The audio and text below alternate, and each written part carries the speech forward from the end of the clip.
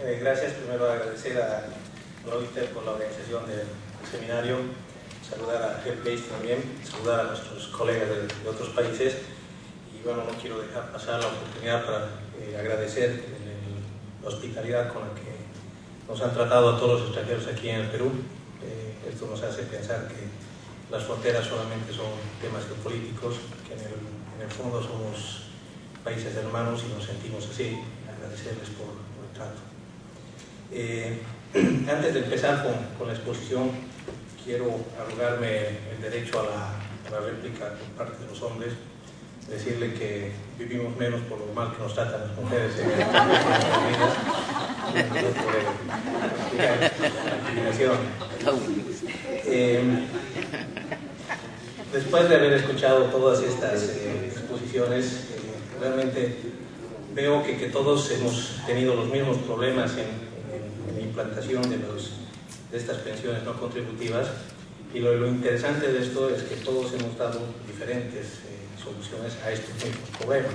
Tenemos problemas de caracterización, tenemos problemas de cómo llegar, a quién entregarle la pensión no contributiva, y cada uno de nosotros, cada país con sus propias peculiaridades, ha logrado hacer algo por el bien de los adultos mayores.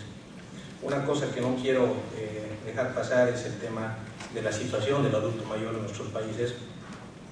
Nosotros le llamamos a nuestra renta dignidad, y no es un nombre que viene de solamente semántica, sino que gracias a esta renta que nosotros hemos otorgado, le hemos dado dignidad al adulto mayor.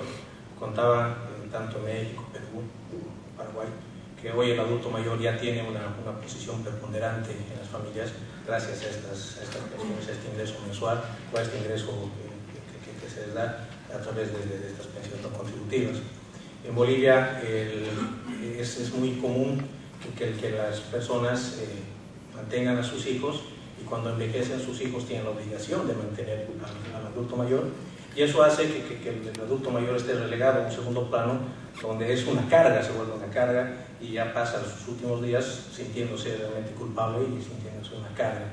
Esto que ha hecho que por ejemplo, como decían, hoy pueda aportar al pago de la luz, aportar al pago del agua, ya tiene su dignidad nuevamente. Yo quiero, y antes de empezar con esto, en Bolivia la pensión son 200 bolivianos. Cuando uno hace esto, hace el cambio, son $30 aproximadamente, y realmente esto para una persona que vive en la ciudad, $30 hoy no es un ingreso significativo. En el campo, 200 bolivianos sirve para comprar dos corderos, 2 ovejitas o una vaca. Entonces el adulto mayor compra esta vaca, y vuelve, empieza a criarlos, y después se puede venderlos, y está generando también ingresos, plusvalía, y está generando también un nuevo ingreso al hogar, y se está volviendo nuevamente, está volviendo a la vida activa.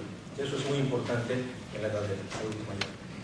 Otra cosa que quiero aquí mencionar es, cuando hablaba Pilar de que hace 5 años esto se veía mal visto, el tema de las pensiones no contributivas, es verdad, hoy la visión ha cambiado.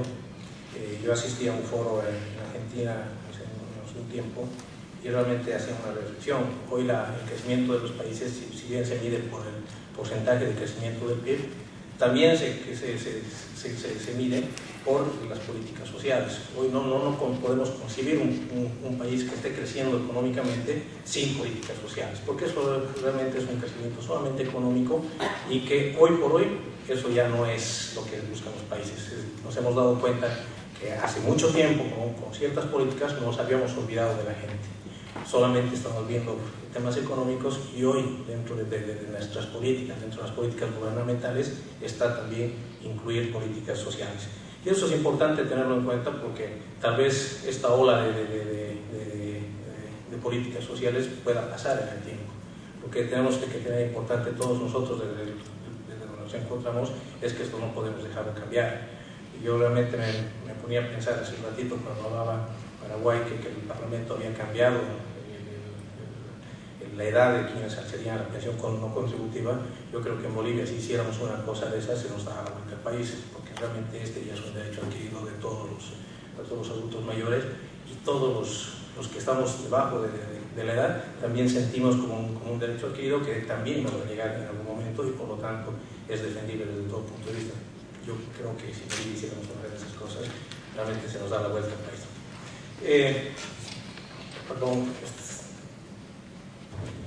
Empezando, y decía Pilar, nosotros somos los primeros en tener estas pensiones contributivas. Yo quiero también aquí aclarar.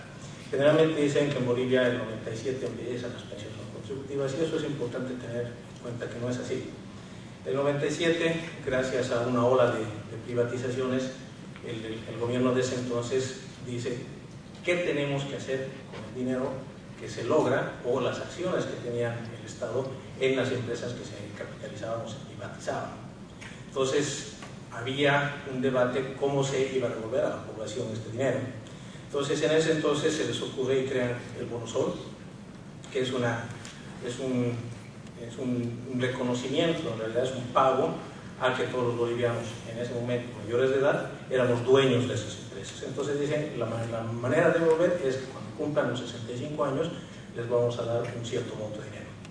¿Cuáles eran los beneficiarios? Como les decía, eran aquellos bolivianos que tenían 21 años en esa fecha, que era el 95. Quiere decir que cuando se moría el último de estos bolivianos, esta pensión se acababa. El requisito era la edad y el financiamiento venía por los dividendos de estas empresas públicas. Primero se daban los dividendos y cuando faltaba plata, lo que debería hacerse es ir vendiendo estas acciones para que se vaya financiando y se pueda pagar esto.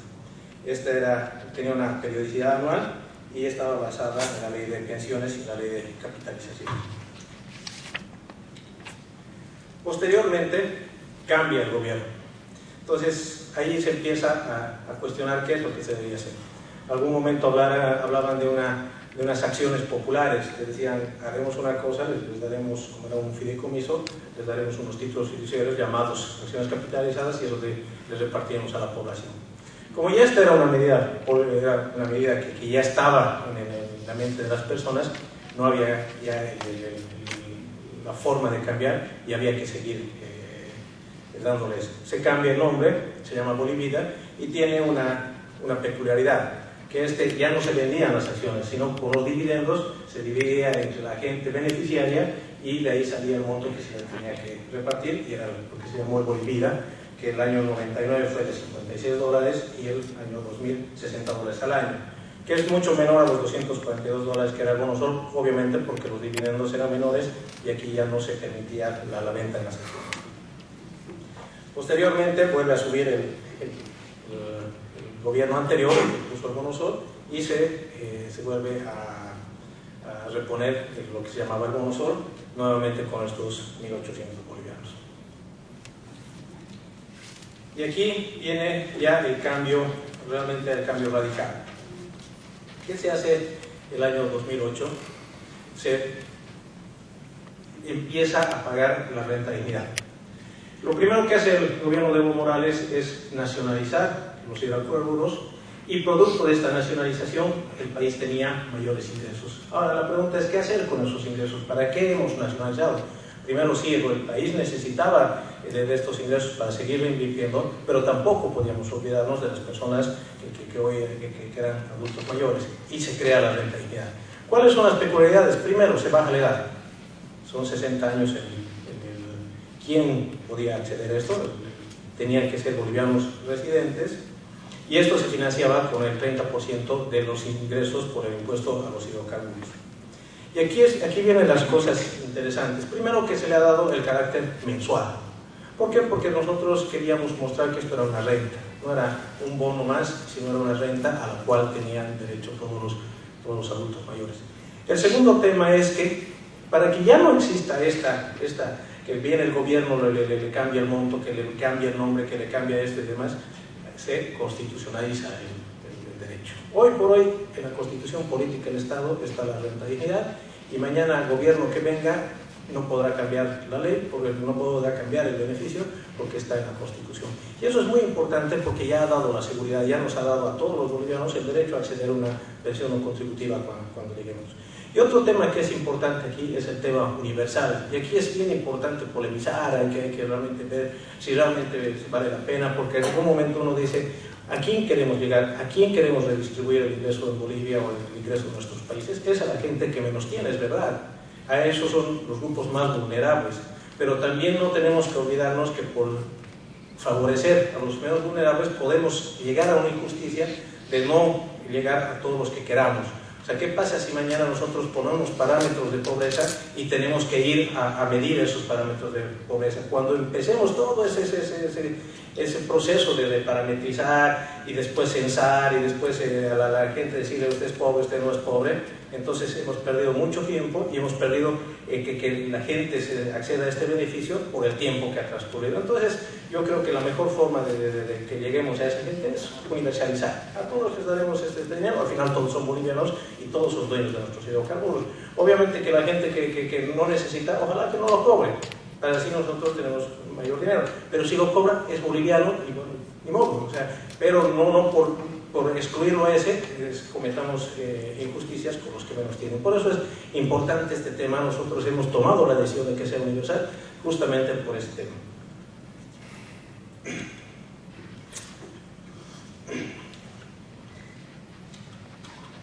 Bueno, este es un poco lo que ya les había contado. El resultado de la nacionalización viene la renta de dignidad. Voy a pasar porque es mejor ir viendo. ¿Quiénes son los beneficiarios de la renta de dignidad? Son aquellos bolivianos que tienen 60 años. Aquellos que tienen una jubilación reciben el 75%. Y eso es bien importante aclararles. Cuando se hacía el diseño de la renta de dignidad decíamos, ok, aquellos que tienen una jubilación ya no necesitan. Entonces solamente le daremos a los que no tienen jubilación.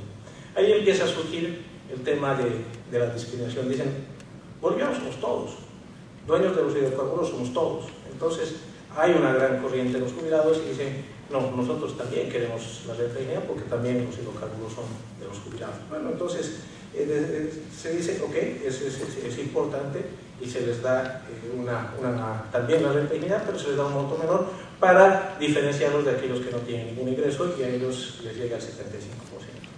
Y una de las cosas importantes también que se define es que los titulares y derechohabientes tienen derecho a un gasto funerario.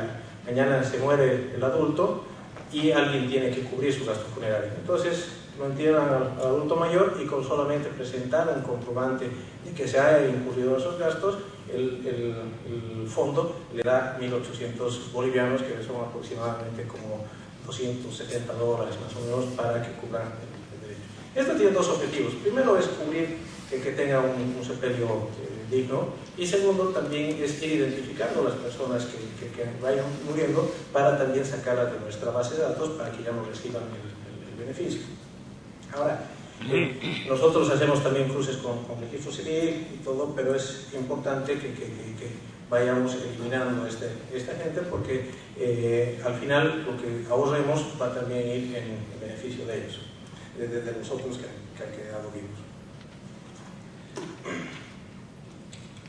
¿Cuáles son los requisitos? Como les decía, los no rentistas son 2.400 bolivianos, ellos reciben el 100%, y los rentistas el 75% es 1.800. Los requisitos es tener 60 años y ser residentes en el territorio nacional, y en el caso de los que reciben 2.400 no tienen que tener un salario por parte del Tesoro y no tener resolución administrativa de suspensión en el cobro. Y aquí quiero pararme y empezar a contarles. El gran problema que tiene este pago es que es muy sensible al fraude.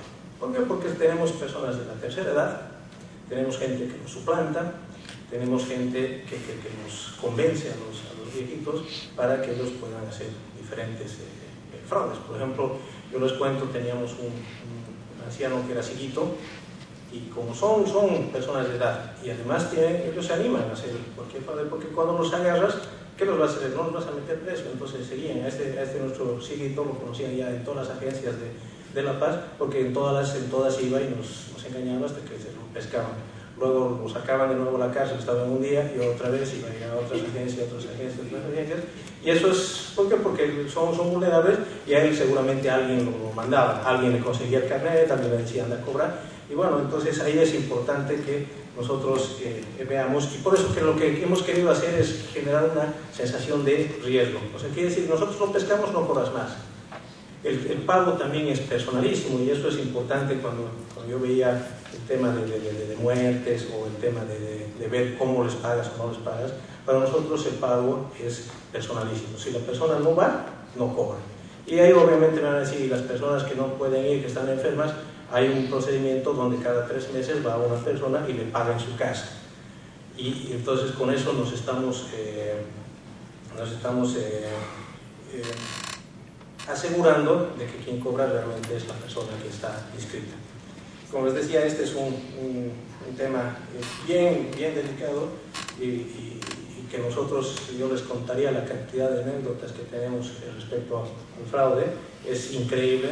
Recién hace un mes y medio aproximadamente hemos sacado en el periódico una persona que tenía 25 carnets diferentes y era la misma foto. Entonces nosotros decíamos, este señor pega y sigue a cobrar rentabilidad, se levanta en la mañana, va a aquel banco, va a todos los bancos, porque cada día cobraba una rentabilidad. Entonces es increíble cómo ellos nos engañaban, y es así. O sea, esto hace porque obviamente no podemos meterlo preso al viejito. Nosotros cuando teníamos ese problema decíamos, ok, y si nos demanda el señor porque lo hemos difamado en el periódico, decíamos, bueno, que venga y vamos a ver cuál de estos 25 es el verdadero nombre, ¿no? O sea, pues, imagínense con 25 cargas diferentes. La periodicidad lo hemos querido hacer, como les decía, mensual. Queremos que esto sea una rentabilidad, pero también pueden ir acumulando periodos. Vale decir que si no cobra un día, un mes, puede cobrar 2 meses o 3 meses. Hay mucha gente que acumula 12 meses y que cobra cada 12 meses. Pero esto también ocasiona que haya fraude. ¿Qué hacen, por ejemplo, las personas o los cajeros o la gente que paga esto? Ve qué personas no han ido cobrando en el transcurso del tiempo. Entonces, obviamente con complicidad con la policía y emiten los carnets, sacan un carnet con ese nombre y van y lo cobran, porque saben que esa persona o ha muerto o por ahí no va a cobrar. Entonces esta acumulación hace que nosotros que nos puedan hacer fraude. ¿Qué es lo que se hace hoy?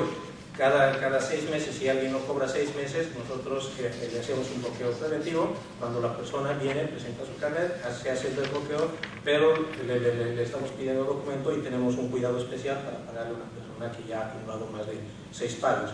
Eso es importante, nuevamente, para evitar el fraude. Si en un año no ha cobrado una pensión, en 12 años ha prescrito su derecho al cobro. Entonces cada 12 meses va suspendiéndose o prescribiendo un pago, ¿no? La fuente de financiamiento es, como les decía, el tema del ingreso a los hidrocarburos. Y una cosa que es importante aquí, que yo lo escuchaba a nuestro colega de México, cómo ellos pagaban en aquellos lugares alejados. Nosotros hemos solucionado este tema con las Fuerzas Armadas. Hoy todos tenemos nuestras Fuerzas Armadas, que realmente la probabilidad de que tengamos guerra hoy es mínima, pero tenemos las Fuerzas Armadas, constitucionalmente están ahí y bueno, no las podemos desaparecer. Entonces lo que se ha hecho en Bolivia es darle realmente un rol social a nuestras Fuerzas Armadas. Nuestras Fuerzas Armadas hoy son protagonistas de la seguridad nacional, no son aquellos militares que se van a las fronteras y están ahí esperando que haya una guerra. Hoy los militares lo que hacen es no solamente pagar esta rentabilidad, sino pagar todos los bonos o coadyuvar con el desarrollo del país. Y lo que hacemos con las Fuerzas Armadas es que ellos cada cierto tiempo salen en sus camiones, en sus camionetas, con sus soldados y demás, y van a pagar en todas esas zonas alejadas. Entonces se han establecido fechas donde ellos van, digamos, a tal lugar y llega una unidad con la placa, tenemos unos satélites que están conectados a nuestra central porque no haya también fraudes en el doble cobro. Entonces ellos llegan a las fronteras, se conectan al sistema y van pagando a todos los ancianos, principalmente en las zonas alejadas. Esto nos ha dado realmente muy buen resultado. Es caro, obviamente, pero no podemos medir en costo el beneficio que estamos dando. O sea, es preferible pagar y comprarles las camionetas, porque nos pedíamos militares comprarles camionetas, comprar estas computadoras, estos satélites, pero realmente la satisfacción de la gente que vive en el área rural y ve que alguien se acuerda de ellos, que se preocupa por ellos, realmente justifica el costo que podemos darle, ¿no? ¿Cuáles son los requisitos para el pago? Son el carnet de identidad, el documento de identidad, que vaya personalmente al cobro y que el beneficiario esté registrado en la base de datos. Y esto es lo que quiero explicarles cómo funciona. Cuando empezamos a hacer el tema de la rentabilidad, era ¿qué hacemos? ¿Cómo hacemos para enrolar a la gente a la que le vamos a pagar? Entonces, lo primero que se hizo es decir, tomaremos como base la base de datos de las elecciones nacionales del año 2000. Entonces agarramos la base de datos y sacamos a todas las personas que tenían más de 60 años y a esas personas ya estaban habilitadas para el cobro. Si alguien no había votado, entonces tenía que enrolarse. Entonces teníamos un universo más pequeño y con ellos lo único que hacíamos era venían, presentaban su carnet, nosotros hacíamos la consulta al registro civil y teníamos ya la persona registrada. Como les decía, este es un tema muy proclive al fraude y lo que se ha hecho a partir del 2008, si no me equivoco, 2009, es empezar a biometrizar a las personas. O sea, tenemos aproximadamente el 80% de las personas que hoy cobran rentabilidad que están biometrizadas, su dedo está ya registrado. Y ahí es un poco la anécdota de este señor de los 25 carnets, porque a él lo pescamos, porque el señor, obviamente, alguien decía que no tienen acceso a la tecnología o todavía no tienen esa apreciación de cómo realmente funciona la tecnología. Este señor se ha biometrizado 15 veces, o sea, donde iba ponía su dedo, donde iba ponía su dedo con diferentes nombres, lo hemos pescado porque tenemos 15 huellas igualitas, ¿no? Y con diferentes nombres. Entonces ahí es donde estamos depurando, digamos, nuestra lista, y yo creo que vamos a ir ahorrando mucho más, porque realmente hemos pescado clanes, incluso cajeros, donde nos han empezado a hacer fraude. Como les decía, es muy complicado este tema. Incluso es hasta dar lugar al fraude hasta con los mismos familiares. Yo tenía una persona en la oficina que vino a pagar, a reclamarme porque a su padre lo habían suplantado. Me dice, mira, mi padre ha ido con mi papá a cobrar la renta de dignidad y ya se lo habían cobrado. Cuando vemos las cámaras y todo, y realmente el señor había cobrado un poco antes porque el hijo lo llevaba al banco a su papá y a cobrar y le quitaba la plata. Entonces el hijito se salió antes y se fue a cobrar solito. O sea, ¿para qué? Para que el hijo no le quite. Entonces todas esas cosas son las que tenemos que mirar. ¿Cuáles son nuestros resultados estadísticos? Aproximadamente hemos pagado 914.000 personas. Estas son personas que por lo menos una vez han cobrado renta dignidad. De estos 153.000, más o menos el 17% son rentistas y el 83% son no rentistas. Y de ahí, para consuelo de la Corea de Paraguay, nosotros también estamos tan mal como ustedes, o sea, no solamente son ustedes. En el tema, el monto que se ha ido pagando aproximadamente son 250 millones de dólares al año. Lo escuchaba el colega americano esta mañana en las magnitudes que maneja de 5.000 millones. Yo sentía vergüenza porque yo estaba orgulloso de pagar 250 millones al año. Con la cantidad que ellos pagan es increíble. Somos pequeños, pero creemos que estamos llegando a muchas personas. Y aquí lo que quiero mostrarles es el número de pagos que se hace entre entidades financieras. ¿Qué hemos hecho nosotros para solucionar el tema de acceso al pago? No hemos contratado un solo banco, hemos centralizado un fondo de donde se sacan los dineros y hemos contratado muchas entidades financieras. ¿Para qué? Para que las personas vayan y cobren. Nosotros cuando se hacía el Bono Sol se pagaba una vez al año y teníamos pocos puntos de pago. Teníamos colas de personas y se nos han muerto personas haciendo cola para comer el Bono Sol. Entonces aquí era un reto porque no teníamos que pagar el beneficio una sola vez al año, sino lo íbamos a pagar mensualmente y necesitamos que no hayan colas, porque imagínense las personas todo el día al sol y demás, puede ocasionarles enfermedades. Entonces nosotros hoy tenemos aproximadamente 750 puntos de pagos en todo el país. Hemos metido entidades financieras, tenemos por ejemplo una red de farmacias que paga la renta de dignidad, y es bien interesante porque ¿qué hace esta red de farmacias?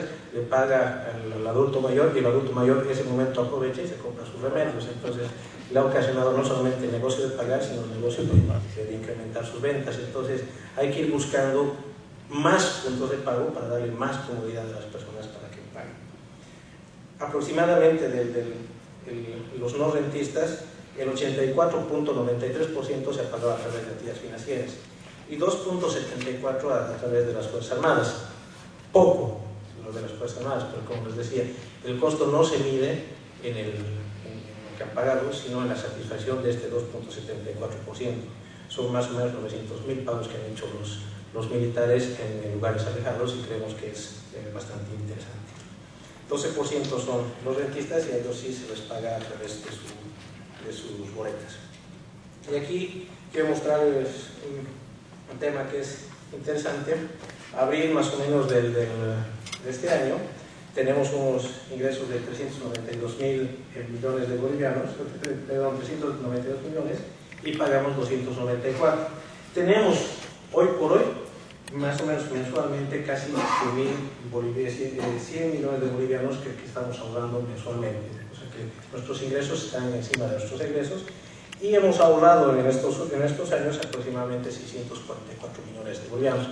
Yo sé que estos números no les dicen mucho, se tienen millones y millones de bolivianos, y muchos no tenemos la verdadera apreciación, pero este cuadro lo he traído porque quiero mostrarles que estamos teniendo un ahorro, lo que nos va a permitir que hoy esos 200 bolivianos en el futuro sean un poquito más, tengamos la posibilidad de aumentar esta renta. Creemos que 200 bolivianos, cuando se inicie esto con un sueldo, un salario mínimo que estaba en 500 bolivianos, era aproximadamente el 50%.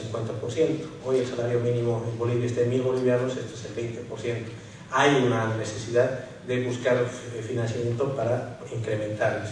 Y eso es lo importante, eso es lo que les quiero mostrar. Tenemos casi 700 millones que nos va a permitir que en el futuro podamos incrementar el monto de la renta. Ahora, ¿cuáles son los resultados?